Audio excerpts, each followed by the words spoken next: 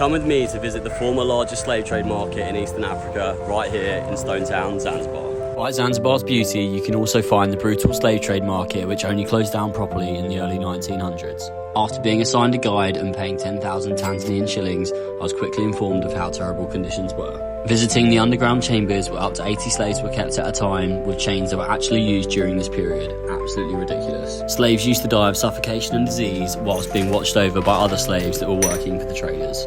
I took some quick pictures of the slave monument outside, which was very harrowing, and definitely not something I associated with Zanzibar before coming. My guide then took me into the church and informed me of the dreadful conditions they were kept in before I read through all of the information in the mini museum afterwards. The slave traders were typically Arab or Indian, and the information in the museum genuinely made me feel extremely uncomfortable, to the point I ended up fainting and going to the hospital later that day. Despite slavery being abolished there in 1873, it actually continued into the early 1900s. Abolishing slavery was the work mainly of the